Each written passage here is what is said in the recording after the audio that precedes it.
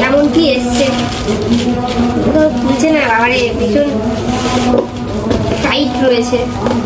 কি করে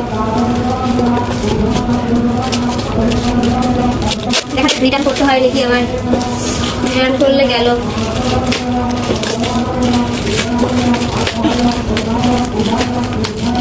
এবছর তেমন কিছু নেওয়াই হয় নাই, শুধু এই জুতোটাই নিয়েছি। দেখি কেমন কি এসছে, কতটা কি ভালো এসছে।